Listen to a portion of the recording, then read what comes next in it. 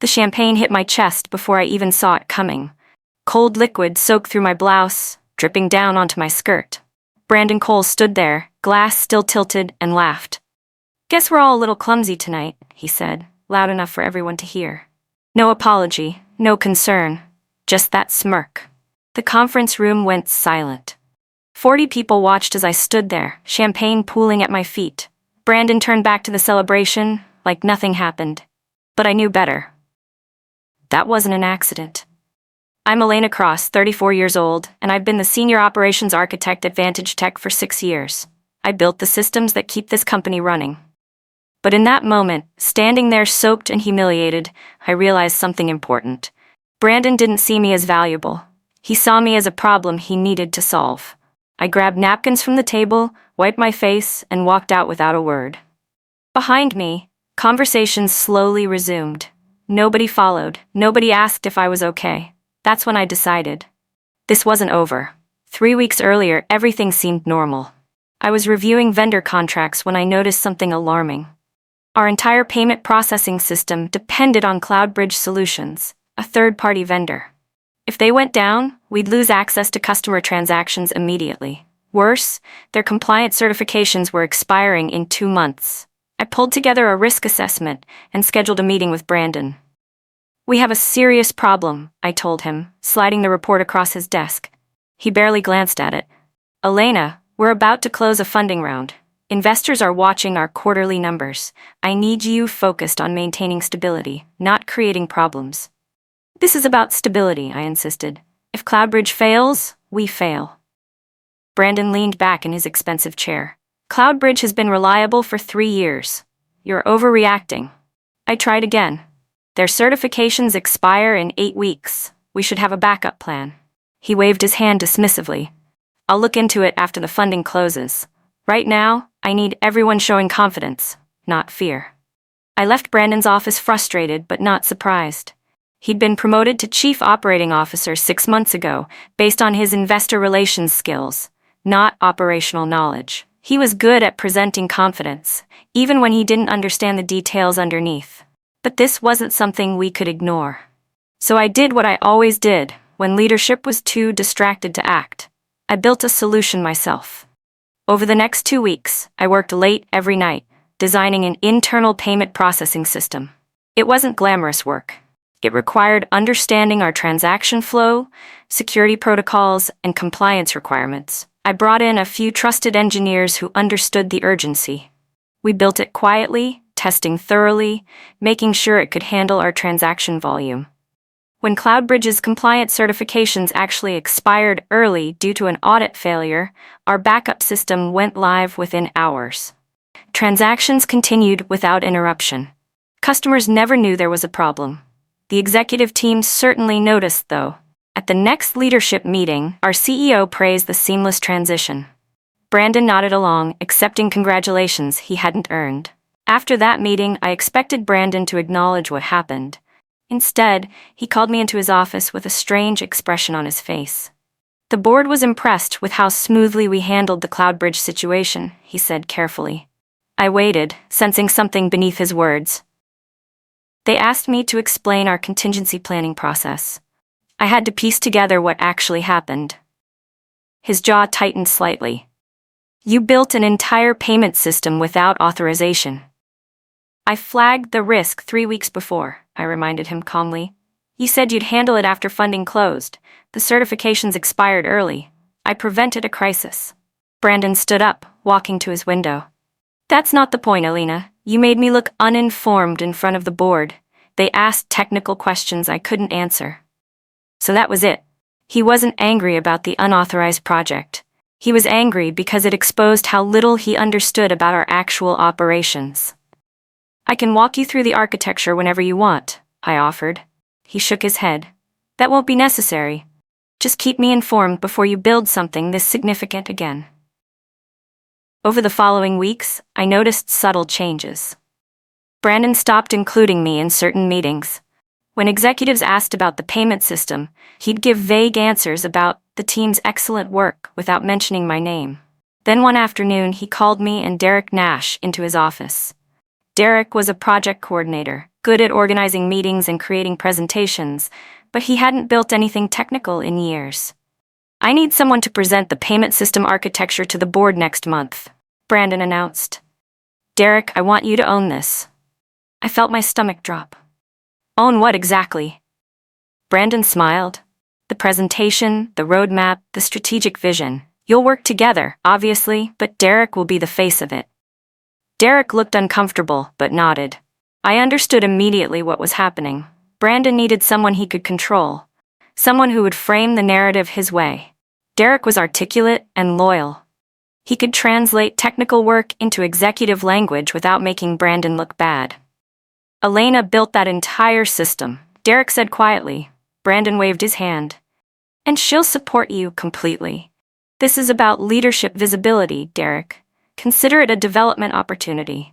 The shift happened gradually but deliberately. Derek presented at board meetings. Brandon referenced Derek's work in executive updates. My role became technical support. In emails, Brandon started writing things like Derek's team and Derek's system, even though Derek couldn't explain how any of it actually functioned. I watched credit for my work transfer to someone else, not through theft, but through careful reframing. Brandon still knew I built everything. He just made sure everyone else thought Derek was the owner. Other colleagues noticed. "Isn't that your system?" my friend Vanessa asked after one meeting. I shrugged. "It's complicated." What could I say? That my boss was systematically erasing my contributions because my competence threatened his authority? It sounded paranoid, even though it was true. I started documenting everything. Every email, every design decision, every technical specification. Not because I planned to use it, just because something felt wrong. Professional instinct, maybe? Or maybe I was finally learning how power actually worked in corporate environments. Either way, I kept building, kept documenting, and kept watching Brandon carefully rewrite history. The company celebration was supposed to be a milestone. Vantage Tech had just closed its Series C funding round, bringing in $40 million. The entire staff gathered in the main conference room for champagne and speeches. I stood near the back, tired from another late night fixing integration bugs. Brandon made his way through the crowd, shaking hands and accepting congratulations. When he reached me, his expression shifted. Something cold flickered across his face. He raised his glass in a mock toast, then tilted it forward. Champagne poured over my chest, soaking my blouse instantly. People turned to stare. Brandon laughed, that practiced executive laugh that signals everyone else should join in. "Guess we're all a little clumsy tonight," he said casually. "No apology, no accident, a message." He turned back to other conversations, leaving me standing there dripping. Nobody moved to help. Nobody questioned what happened. In that moment, standing humiliated in front of everyone I worked with, something clicked. This wasn't about competence or contribution anymore. This was about power, and Brandon needed me to know exactly where I stood. I grabbed napkins, wiped my face, and walked out. My hands didn't shake, my voice didn't crack. I just left. That night, I couldn't sleep. I kept replaying the moment, feeling the cold champagne hit my chest, seeing Brandon's deliberate smile. But beneath the humiliation, another feeling emerged. Clarity. I got up and opened my laptop, pulling up old files. Contract documents from when I first started at Vantage Tech. Emergency authorization emails from the Cloud Bridge crisis. Technical specifications I'd written over the years. I reviewed everything systematically, the way I approached any problem. Facts, timelines, documentation. Something had been bothering me for weeks, a detail I couldn't quite place. Then I found it. The payment processing system I'd built during the Cloud Bridge emergency. I'd started designing it on a weekend before I even told Brandon about the risk. I'd used my personal laptop because our office network was being upgraded. The initial architecture, the core algorithms, the security framework, all created before I'd received any official authorization. I pulled up my employment contract, reading through the intellectual property clauses carefully. Everything I created during employment belonged to the company.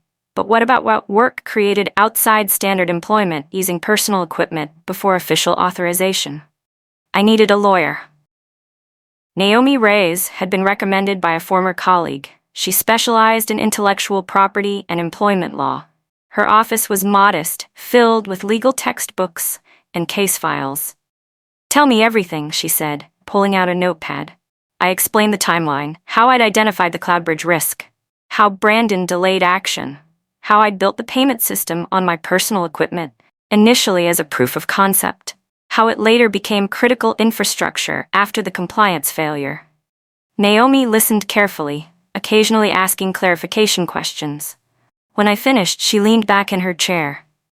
Did you disclose the work to your employer?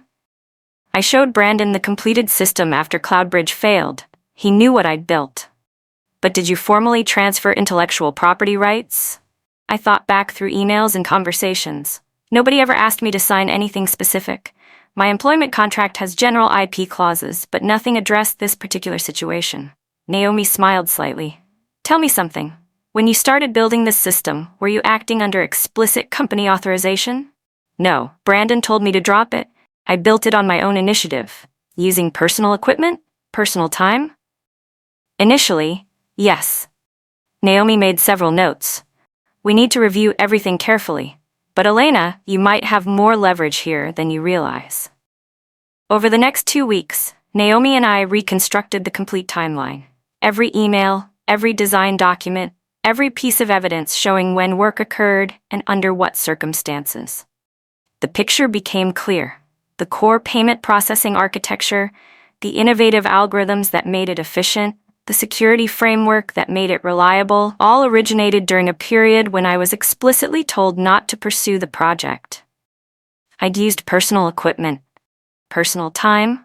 I'd made it work without company resources because Brandon wouldn't provide them. When the emergency hit, I deployed my solution to save the company, but nobody had ever formalized ownership transfer.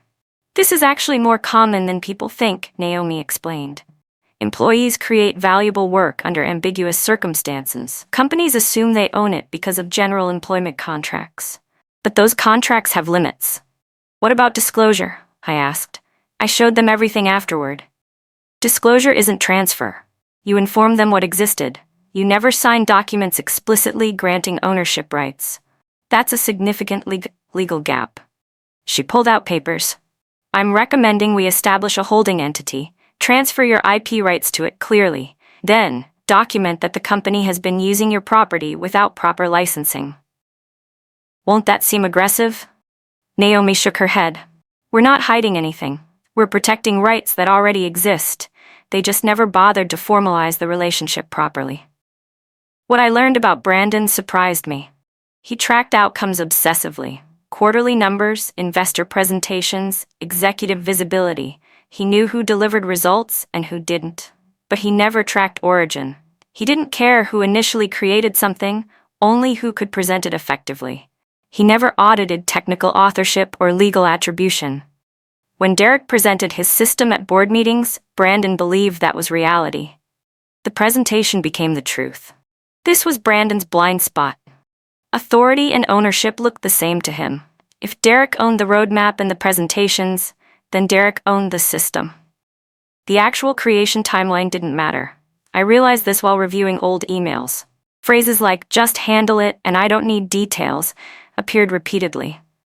Brandon had delegated without documentation, authorized without paperwork, approved without understanding implications. He trusted that his authority made everything company property automatically. It didn't. Naomi helped me establish Crosstech Holdings, the legal entity holding my intellectual property rights.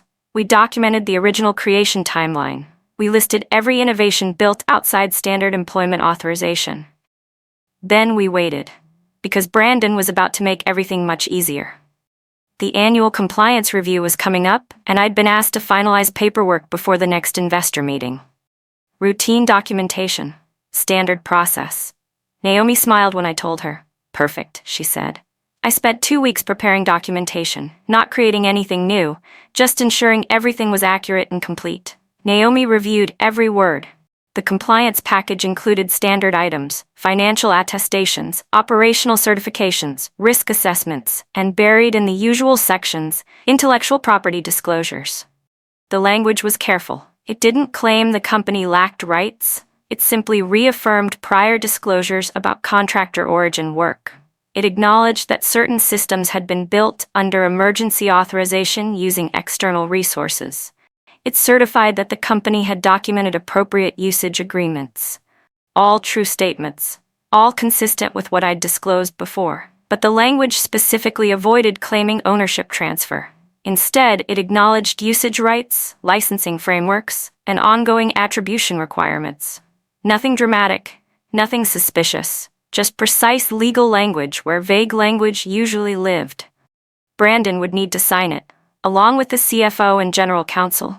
Standard procedure for compliance packages before investor reviews. I submitted the documents through proper channels, clearly labeled and organized. Then, I waited. Naomi had coached me carefully. Don't push, don't emphasize. Let the process work normally.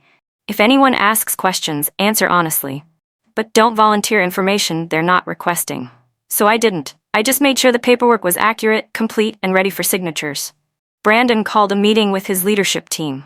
I was included because I'd prepared the compliance package. We need these filed before the investor meeting next week, Brandon said, tapping the documents. Legal already reviewed everything, just need executive signatures. The general counsel nodded. Standard annual compliance. Everything looks consistent with prior filings. Brandon flipped through pages quickly, not really reading. This was routine for him. Paperwork that legal teams handled, details that didn't require his attention. Elena, you finalized these? He asked. Yes, everything's documented according to current operational reality. He nodded, already signing the first page. Good, get these processed today. The CFO signed next, then the general counsel. None of them read carefully. Why would they? This happened every year. Legal had reviewed it. Everything appeared consistent with prior documentation. Just standard corporate paperwork. I collected the signed documents calmly, showing no emotion. I'll file these immediately, I said. As I walked out, Naomi's words echoed in my mind. The signature doesn't create new reality. It acknowledges existing reality. They're just finally putting in writing what was always true. But they didn't know that yet. And I wasn't going to explain it until the right moment. The clock had started. 2 weeks after the signatures, I received an unexpected meeting request. Brandon wanted to see me, along with HR Director Patricia Wells. I knew what was coming. The meeting was brief and corporate. Patricia used careful language about organizational restructuring and eliminating redundant functions. Brandon sat quietly, letting HR handle the details. This isn't a performance issue, Patricia emphasized. It's about aligning our operational structure with strategic priorities. Translation: they decided I was more trouble than I was worth. We're offering a generous severance package, Patricia continued, sliding papers across the table. 3 months' salary, healthcare continuation through the quarter. I read the documents carefully. Standard release language. Give up all claims against the company in exchange for severance. You'll have 2 weeks to transition your responsibilities, Brandon said. His voice was carefully neutral, but I caught satisfaction beneath it. Derek will assume full ownership of operational systems. Does Derek understand how those systems actually work? I asked calmly. Brandon's jaw tightened. He'll manage fine. You've documented everything thoroughly, haven't you? Yes, everything's documented very thoroughly. I signed the severance agreement without argument. No tears, no protests, just professional acknowledgement. Patricia looked relieved. Brandon looked satisfied. They thought this was over. I collected my laptop, packed my personal items, and left the building. The security badge that had given me access for 6 years was deactivated by the time I reached my car. For 3 days, nothing happened. I spent the time at home, reviewing documentation one final time, making sure every timeline was correct, every piece of evidence organized. Naomi had prepared a comprehensive licensing proposal. Clear terms, fair pricing based on industry standards, usage rights without ownership transfer. On the 4th day, my phone rang. Derek's name appeared on screen. Elena, we have a problem, he said, anxiety clear in his voice. The payment system isn't working. Engineers are getting authorization failures. What kind of failures? Something about licensing verification. It says the usage period expired, but that doesn't make sense. This is our internal system. I chose my words carefully. It's not entirely internal. The core architecture was built under specific authorization circumstances. Did anyone review the licensing terms recently? Silence. Then Derek's voice, quieter now. What licensing terms? The ones documented in the compliance package Brandon signed 2 weeks ago. The one that acknowledged contractor origin work and usage agreements. More silence. I heard voices in the background. Someone was panicking. Elena, can you fix this? Whatever you need, we'll make it happen. I don't work there anymore, Derek. You'll need to handle it through proper channels. My attorney's contact information is in my exit documentation. I hung up. The system wasn't broken. It was just no longer authorized.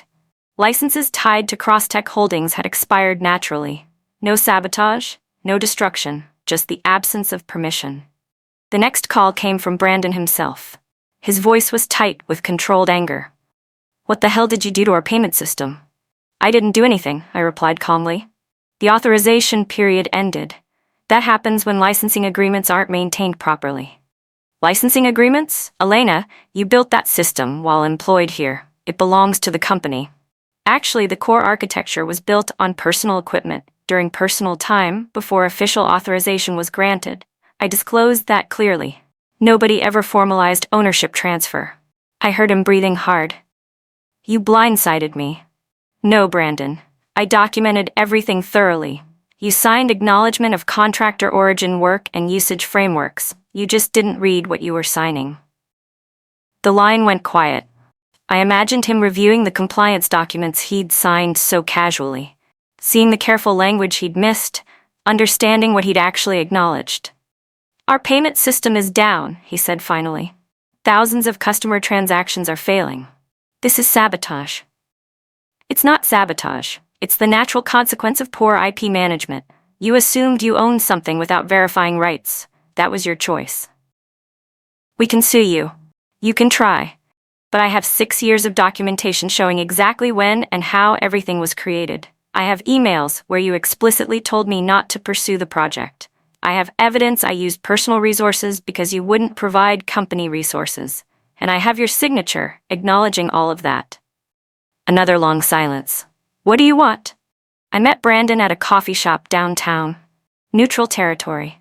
He arrived looking exhausted, the confidence I'd always seen in him completely gone. Naomi sat beside me, her presence making everything official. Brandon had brought the company's general counsel, who looked distinctly uncomfortable. Let's be clear about something, Naomi started. Elena didn't deceive anyone. She disclosed exactly what she built and how she built it. Your company simply failed to formalize proper licensing agreements. The general counsel shifted. Our position is that work created during employment belongs to the company, regardless of. We're not interested in your position, Naomi interrupted smoothly. We're interested in resolving this practically. The payment system can be operational again within hours, but it requires acknowledging reality. She slid papers across the table. These are licensing terms, fair market rates based on industry standards for comparable architecture. Usage rights clearly defined, attribution requirements specified. Brandon barely glanced at the documents. You're holding the company hostage. No. You fired the person who built critical infrastructure without ensuring you had proper rights to continue using it. That was poor planning on your part. I spoke for the first time. Brandon, you knew what I built. You knew how important it was. You just never asked who owned it. You assumed authority meant ownership. It doesn't. He looked at me then, really looked at me, perhaps for the first time. You planned this, all of it. I protected myself. There's a difference. The negotiation took 3 hours. Naomi was precise and unyielding. Brandon's general counsel tried various arguments, but the documentation was too clear. I'd disclosed everything. They'd acknowledged it. They'd just never followed up with proper agreements. The final terms were straightforward. Crosstech Holdings would license the payment processing architecture to Vantage Tech. Usage rights clearly defined, pricing based on fair market value. Attribution in all documentation and presentations, quarterly reviews and updates, and one additional clause that Naomi insisted on, an equity stake. Small but meaningful. 5% of the payment processing division, which Brandon had been planning to spin off as a separate entity. That's insane, Brandon protested. She's an employee. Former employee, Naomi corrected, and she's the actual creator of your most valuable infrastructure. This isn't punishment, it's restitution for years of uncredited work. The general counsel whispered something to Brandon, probably explaining how much an extended legal battle would cost, how much damage continued system downtime would cause. Brandon's expression hardened, but he knew he'd lost. Fine. Draw up the papers. Naomi smiled. They're already prepared. Just need signatures. This time, Brandon read every word carefully, every clause, every definition, every contingency. When he finally signed, his hand shook slightly. Not from anger, from recognition that control had shifted completely. The system will be operational within 2 hours, I confirmed quietly. All transition documentation will be provided. This doesn't have to be adversarial. Brandon stood without responding. He walked out with his lawyer, shoulders tense. Through the window, I watched him get into his expensive car. He sat there for several minutes before driving away. The next morning, I received an email from Vanessa. What happened? Brandon's telling everyone you had licensing disputes, but they're resolved. Derek's suddenly being very quiet about his system. I smiled. The truth would spread gradually. People would realize the payment architecture they'd been using had never actually belonged to the company. They'd understand that credit had been misattributed for years. Some would be shocked, others would just nod knowingly. 2 days later, I received another email. This one from an engineer I'd worked with years ago. I heard about Vantage. I'm at a startup that needs someone who can build reliable infrastructure without corporate politics. Interested in consulting? I forwarded it to Naomi. Apparently word travels fast. She laughed. Apparently. What are you going to do? I thought about it. I'd spent 6 years building systems while someone else took credit. I'd been treated as replaceable support staff while creating irreplaceable infrastructure. I'd been humiliated publicly and fired quietly. But I'd also learned something valuable. My work had worth independent of anyone's acknowledgement. Documentation had power, and knowing your own value mattered more than waiting for others to recognize it. I'm going to build something new, I told Naomi, without anyone standing between me and credit for what I create. Crosstech Holdings, she said. You already have the legal structure. Why not make it real? So that's what I did. Within 3 months, Crosstech Holdings became Crosstech Solutions, a consulting firm specializing in operational architecture for mid-sized tech companies. Companies that needed reliable systems but couldn't afford large internal teams. I brought on Vanessa first, then 2 other engineers from Vantage who were tired of building things for executives to claim credit for. We operated differently than traditional consulting. Full attribution in every contract. Clear IP ownership from day one. No ambiguity about who created what. Clients appreciated the clarity. They paid fairly because they knew exactly what they were getting. We built efficiently because we weren't navigating internal politics. Within 6 months, we had 12 clients. Within a year, we'd grown to 15 employees. Small compared to Vantage, but profitable and sustainable. Former colleagues reached out occasionally. Some wanted jobs. Others just wanted to understand how I'd managed the transition. I was always honest. Document everything. Understand your legal position. Know your worth before someone else defines it for you. News about Vantage filtered through occasionally. Brandon was still COO, but his authority had diminished.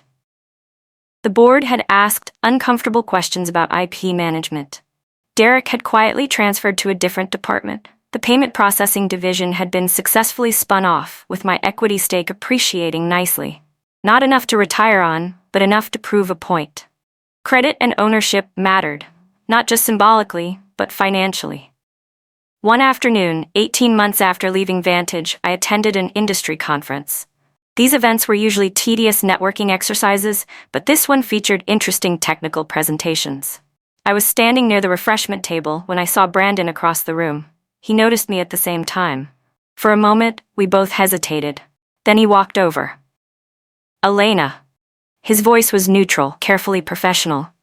Brandon. We stood awkwardly for a moment. I heard about Crosstech Solutions, he said finally. You're doing well. We're sustainable. Building what we're good at building. He nodded. Look, I know things ended badly, but I want you to understand something. I wasn't trying to steal your work. I was trying to manage a complex organization during a critical growth period. Sometimes operational details get lost. I studied his face. He seemed sincere, or at least wanted to appear sincere. Brandon, you knew exactly what I built. You chose to attribute it to Derek because that narrative was more convenient for you. That wasn't about operational complexity. That was about control. He flushed slightly. That's not entirely fair. Isn't it? You spilled champagne on me deliberately. You knew exactly what you were doing.